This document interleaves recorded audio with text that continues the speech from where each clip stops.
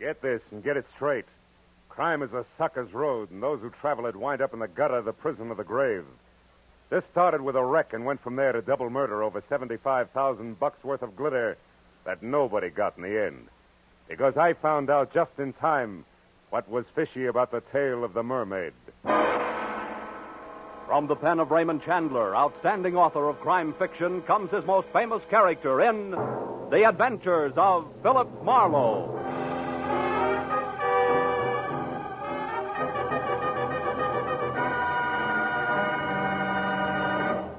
Now, with Gerald Moore, starred as Phillip Marlowe, we bring you tonight's exciting story, The Tale of the Mermaid.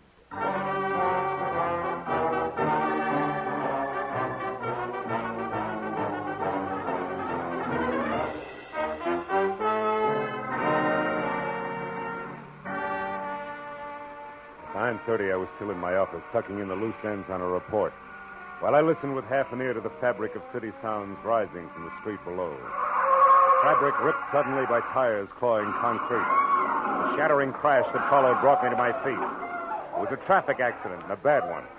I ran to the window, but it had happened around the corner out of sight from my office. So I watched others run for it and remembered grimly that every 30 seconds, somewhere in the country, a thing like that happened. And 1 out of every 16 minutes was fatal. I wondered who had been chewed up in a chromium meat grinder this time as I listened to first the police, then the emergency ambulance, and finally the scavenger truck cleaned the wreck off the street. After that, I went back to my report again and tried to forget about it. But an hour later, that same accident came back into my office. Mr. Marlowe. Yeah? This is Corey Riggs. Yes, Miss Riggs? I'm a nurse at the Warwick Emergency Hospital. Uh-huh. About an hour ago, a man named Stanley Ott was brought in, and he's been calling for you. For me? He was badly injured in an automobile accident on Cahuenga on his way to your office. Wait a minute. Who did you say this was? I'm the nurse assigned to Mr. Ott at the hospital.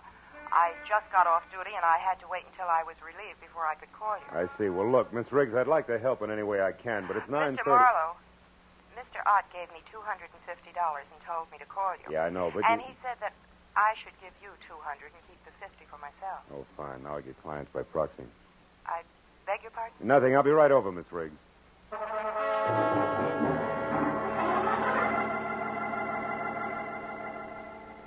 I didn't know anyone named Stanley Ott, and I felt a little like an ambulance chaser, but I was only 15 minutes from getting to the emergency hospital.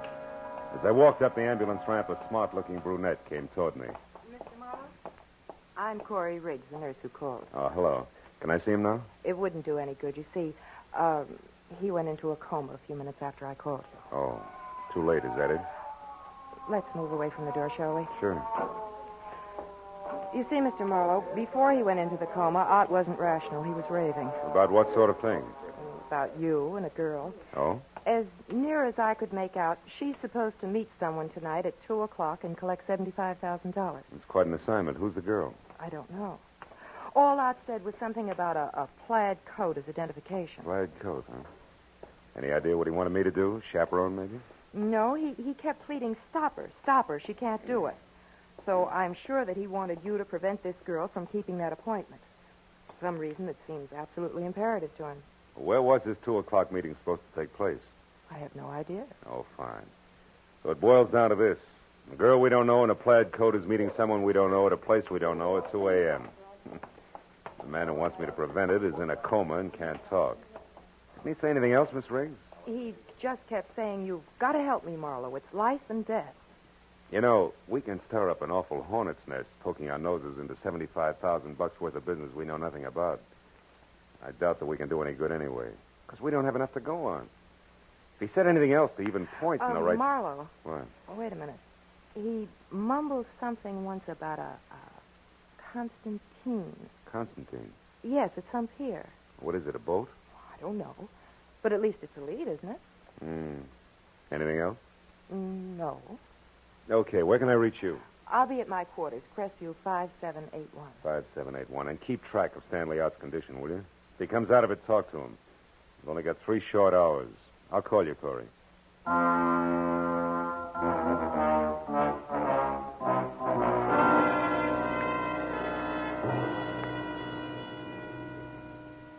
I felt a little weird as I left the hospital because I was traveling on strictly second-hand information as to what had gone on in a delirious mind. But in spite of that, there was still enough coherence in what Corey Riggs told me to make a case. My first stop was a phone booth and a call to the police, where I found out from the accident report that Stanley Ott was 30, unmarried, small-time lawyer, and an L.A. resident with a clean police record. My next call was the harbor master's office at San Pedro.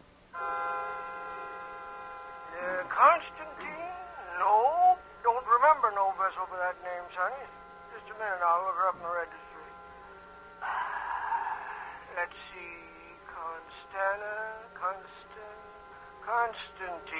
Only one listed is a four-masted schooner sunk off Pirates Point near Monterey in 1870. A little before my time. Not the one, eh? Not the one. So I tried the Coast Guard. No fishing boat called Constantine on this coast, mister. That was followed by a check of Yacht Harbor at Long Beach, negative. And a call to the pleasure boat anchorage at Santa Monica. No Constantine registered here, sir. And after that, a long, futile reconnaissance of the waterfront from one end to the other. It left me one solid hour later out at the end of a tottering, almost abandoned concessions pier in Venice, swearing in blind frustration at the black, seething ocean below. I was licked. You ain't thinking of jumping in, are you, pal?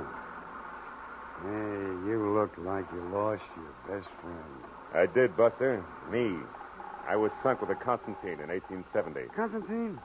You know him, too, huh? Him? Yeah. You mean Constantine's a guy? Sure, pal. There's a shack there.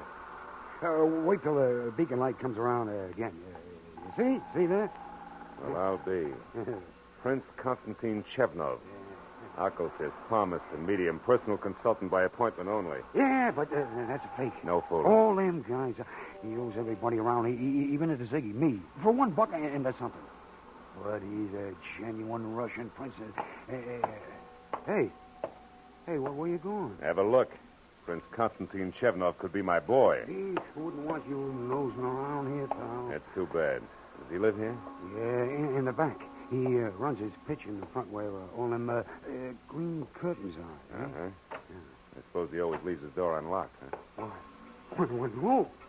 Hey, that's kind of funny. Yeah, I'll bet. There'll be a light switch here someplace. Oh, yeah. Now, let's see what... Oh. Holy cats. Goodbye, mister. Goodbye.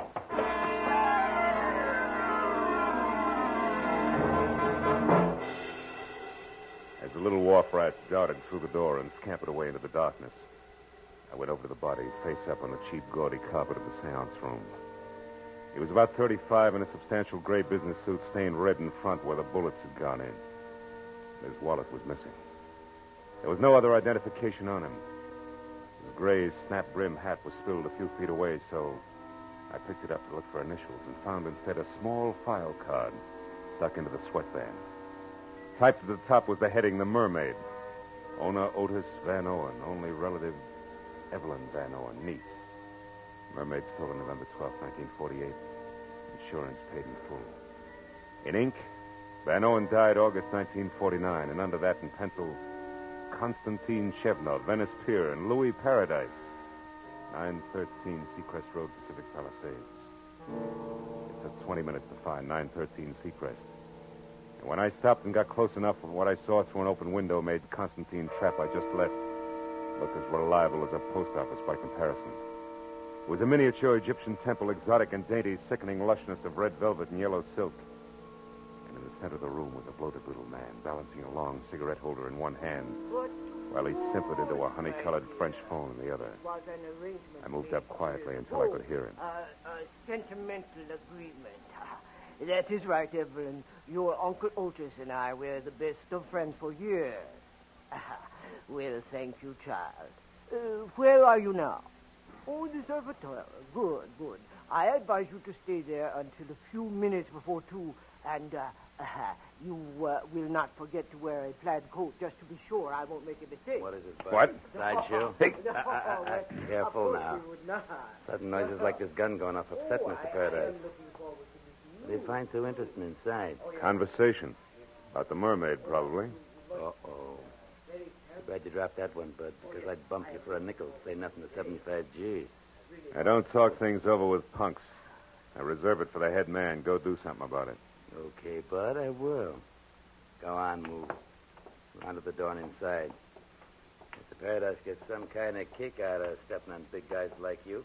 The gopher face shoved his automatic into the small of my back and marched me inside, where the air was thick with cheap incense. The bloated little king with a long cigarette holder had stepped out, but he came back fast when the gopher called him. Hey, Mr. Paradise. He stared at me from across the room, and his nostrils flared for an instant. Then he simpered again and sidled toward me. The gopher dug at my spine with his gun. Well, now, what is this, Rudy? Snooper, Mr. Paradise. Caught him outside peeking in the window. Oh, it is a bad night for snoopers.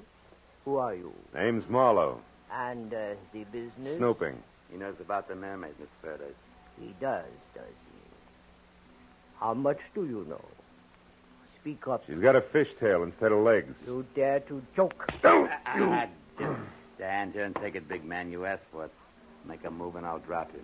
I know what you are, Marlowe, but not how much you have found out. Now tell me, because the next time I slap you, it will carry more weight than my bare hand, I promise. You have company, Paradise. Should I get it? No, you keep this baboon under control, Rudy. I will answer the door. Oh, Prince, come in. Paradise, what do you mean? How far do you think you can go with my reputation? Do you want to get me hanged? Wife, what is the matter, Constantine? You are upset. Upset? I'm out of my mind. Oh, what a shock. And such a stupid thing for you to do. What are you raving about? He found that body on his front room floor, right, Constantine? Exactly. Precisely. And what is more, I did not put it there. Of all the places in the world, why did you pick this one? Paradise, who is this? This stranger here? If you would close your mouth and open your eyes more often, Prince Constantine, you would not be the nervous wreck you are. This is Mr. Marlowe, another snooper. Oh, another one. Paradise. Paradise, listen to me. It's better if we quit. It's better if we don't try it tonight. It's out of hand. I don't like it now. We should get away and come back next year and do it. You jellyfish, there is nothing to worry about now. Insurance investigators often work in pairs. Is that not so, Marlowe? Your pitch, round man. You don't need any help from me. You are so right. Rudy and I caught the first at your place, Constantine. That's right. Now we have the second one here. That is all there are. The danger is over. It's clear sailing from now on. But what about that cadaver you had the audacity to leave lying in my seance room? What about forgive that? me, Constantine. That was a necessity. I am sorry. Now listen. Hey, Rudy. Does this go on all the time? Yeah. Ain't it awful? And think of all the champagne, caviar, and buffalo stroganoff you can buy with the Mermaid. I don't care. Just a bracelet, but at the same time it is $75,000 worth of diamonds and platinum. Oh, Dada. Oh. Okay, Paradise. I trust you. Now, we go, huh? My, Gnazdo. Yes, My Prince. The Gnazdo it is. And success. Hey, Mr. Paradise. What should I do with the big boy here? Yeah, you're kind of leaving a loose end around, aren't you, Fatty? If I had the time, Marlowe, I would beat the arrogance out of you a little chunk at a time. Rudy. Yeah? You've got no initiative, but you do have imagination. So use it. Goodbye, Marlowe.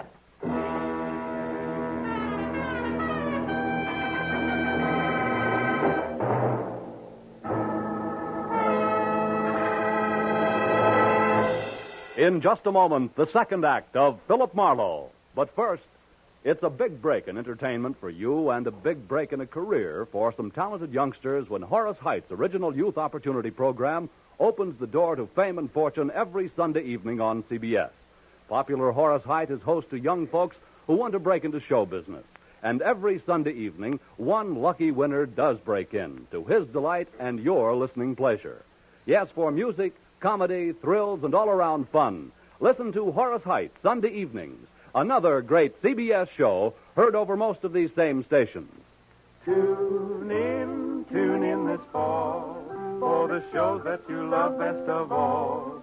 Listen carefully. Here's the address. It's CBS. Now, with our star, Gerald Moore, we return to the second act of Phillip Marlowe and tonight's story, The Tale of the Mermaid.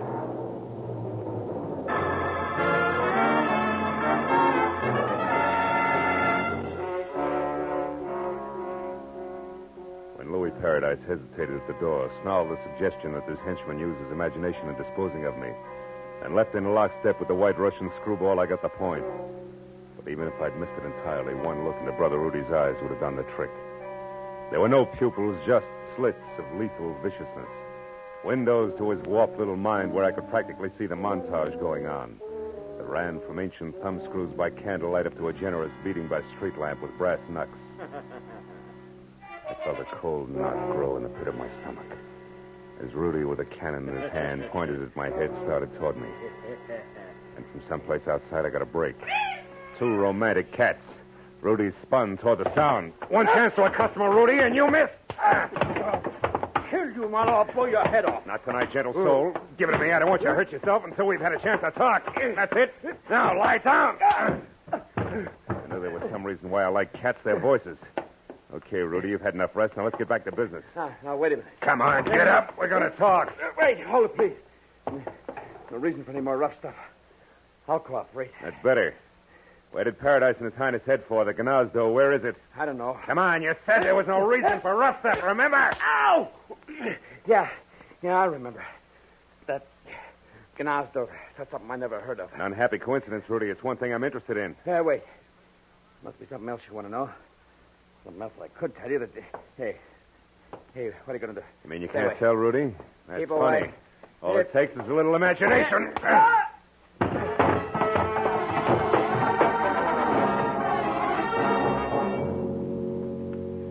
With Rudy out of the way, I started through the place looking for all-important answer to what was the Gnazdo.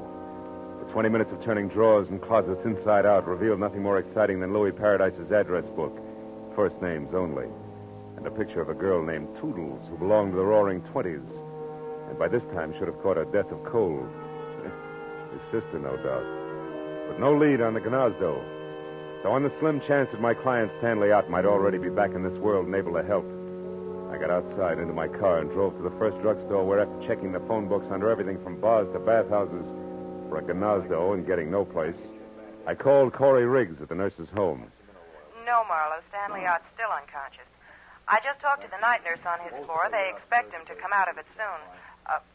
Why? What happened? Well, it's too much to explain now, Corey, but that girl, the one in the plaid coat, I found out that her name's Evelyn Van Owen, and she's staying at the Surf Hotel. Now, see if that much checks with Ott when he comes to, will you? All right. Oh, also, there's a diamond-studded item called the Mermaid, which accounts for that $75,000 he mentioned.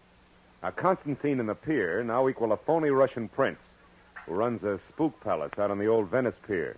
Now, you got all that? Uh-huh. Good. Now, look, honey, listen real hard. Before Ott passed out, did he by any chance say the word Gnazdo? Gnazdo? Yeah. No. What does it mean? I don't know. I think it's the name of a place. Oh, have you checked the phone books? Yeah. It's no dice, Corey. Also, I checked one Mr. Louis Paradise, who you might mention... Marlowe, wait a minute. What's the Hold matter? the wire, will you? There's a girl here, one of the nurses, who's trying to tell me something. Oh. It's the Gnazdo, Marlowe. Shh, wait a minute. She knows something about it here. It's Rosemary. You talk to her.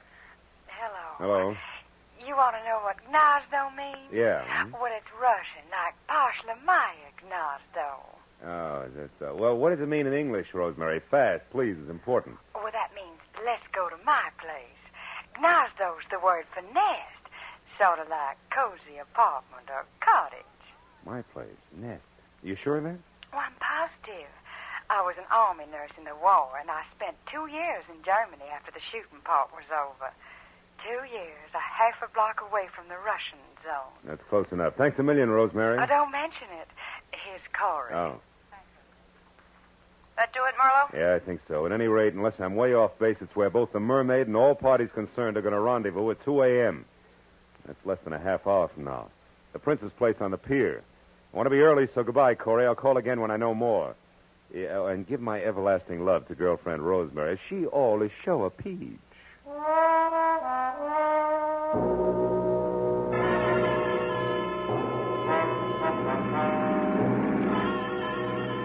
There was still a few parts missing, the way there always are.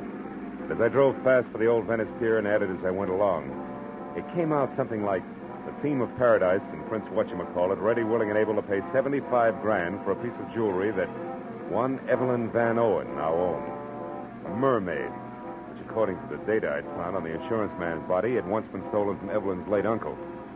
But I left it there when my rearview mirror said a long gray sedan that had been tagging me discreetly for the last 3 blocks, now being indelicate about it and closing fast. The driver was old pal Rudy, and as he came abreast, he headed for me.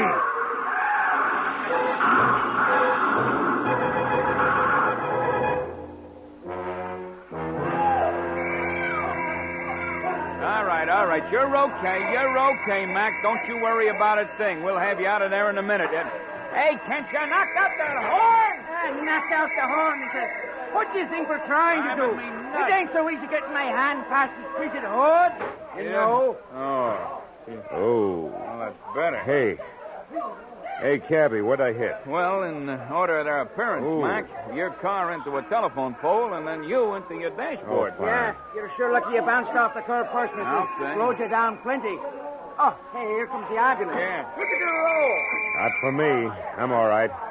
Hey, come on, cabbie, help me out of this, will you? Sure, that's what we're trying to do. But don't you worry, the ambulance ain't for you. It's for the guy that sideswiped you and then tried to get away. I seen what happened, and I went after him in my cab.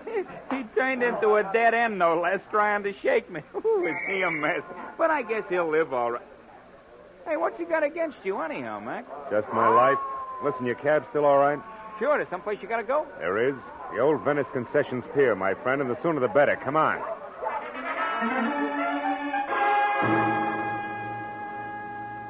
Maybe my head against the dashboard was exactly what I'd needed. Because right then and there, the method of Rudy's handiwork made me think of an angle that I'd neglected almost completely. My unconscious client had not wanted me to get the mermaid or the $75,000, but to stop Evelyn from keeping her rendezvous, which at this point I figured could mean but one thing. It was exactly 2 o'clock when the cab slammed to a stop near the pier. And I piled out and ran onto the empty, fog-dampened flanking that led to Prince Constantine's shack. Nothing but mist moved over the pier. No unusual sound broke the pattern of waterfront noises. But I thought momentarily that I was still in time to prevent what Stanley Out somehow knew was going to happen. That Louis Paradise and his eccentric sidekick intended to get the mermaid from Evelyn, but pay off in only one way.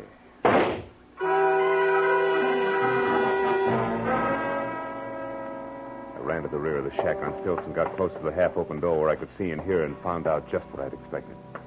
In the storeroom, spread out and very still on the oil-soaked planks that were a makeshift floor, was the lifeless form of a girl who, according to the plaid coat she wore, was the late Evelyn Van Owen. And kneeling close to a gun in one hand, the sparkling mermaid in the other, was her executioner, Louis Paradise. Next to him is number 1 boy, Prince Constantine Chevnov, not very happy. A fool to shoot her was stupid. Yes. $75,000, stupid. Or would you have preferred that I pay Miss Van Owen in cash? I had to kill her. Yes, Paradise, but the gun, so much noise. We can't afford to attract attention. There's 2 corpses on hand. I should say not, Prince. They don't try it, Louis. Oh, the mermaid. The space between the boards. The mermaid. Oh. It's in the water, Chevnov. Shame. Yeah. Yes, it's a shame. We did so much. Worked so hard. Yeah. Killed so often. Gonna run for it, Your Highness? Run? Nah. No, Paradise is dead there. Without Paradise, I am not so brave. I will do as you say. Keep quiet. Don't make a sound, Chevnov. We got company. Quiet!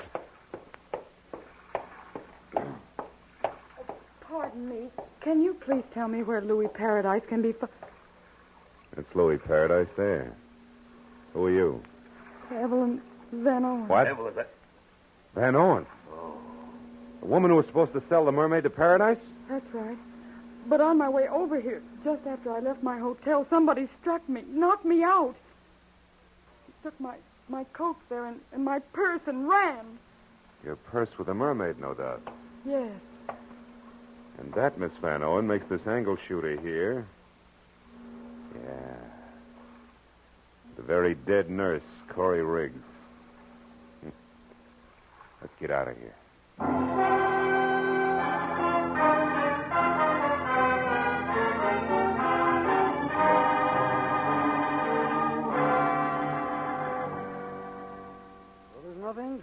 out, Miss Van Horn. Stanley's going to be all right. Oh, I'm so happy. Why is it women always cry when they're so happy? Huh? I don't know, but it's effective. Well, I'll run along now. Goodbye. Bye, Doctor. Bye.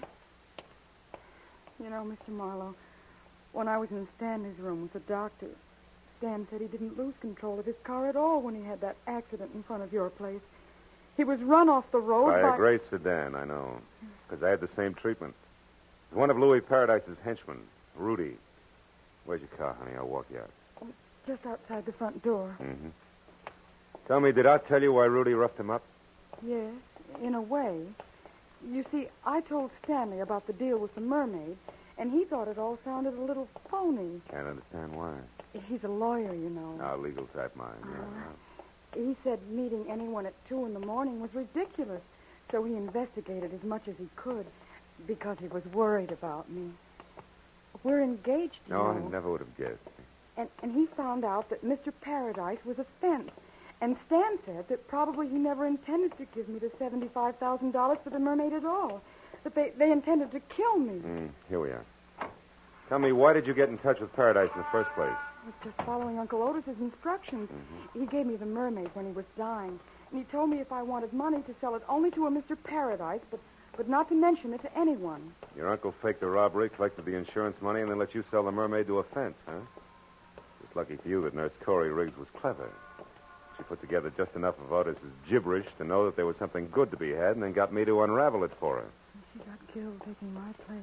When she tried to collect your $75,000. Yeah. Oh, here's my car. Well, Evelyn, for a little while you were a rich woman. Now it's all gone. How do you feel? Well, I'm alive. And in love. Yes, well, that answers my question. Good night, baby. And good luck.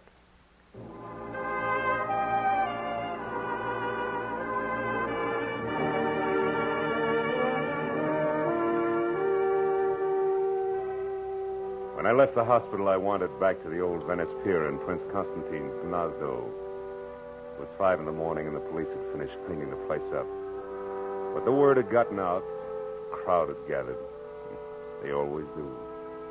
Curious, restless, sordid crowd, equipped with everything from grappling hooks to homemade diving helmets, all climbing over each other for a chance to fish for the Mermaid. She who had brought death to 3 people, injury to 2 others in the course of one night. And suppose they found her. What then? A lot of glittering pieces of white coal set in a metal frame we call precious. Look at the suckers grab. That's all, Marlowe. Home and to bed.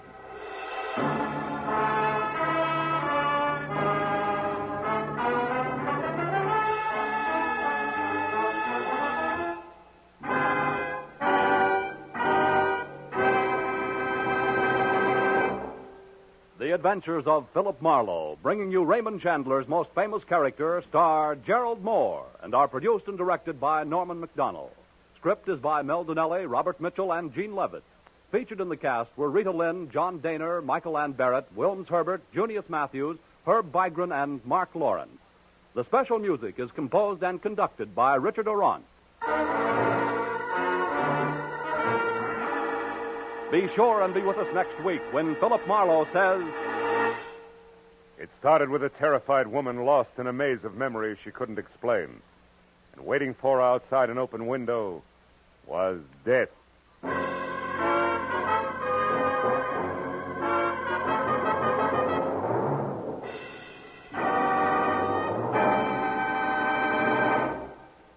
Another show has joined the CBS Sunday Night Parade. It's The Contented Hour, starring Buddy Clark and featuring the finest in popular and semi-classical music.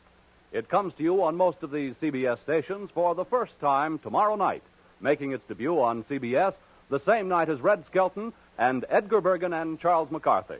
Yes, this fall, you hear them all on CBS. This is Paul Masterson speaking. Now, stay tuned for Gangbusters, which follows immediately over most of these same CBS stations. This is CBS, the Columbia Broadcasting System.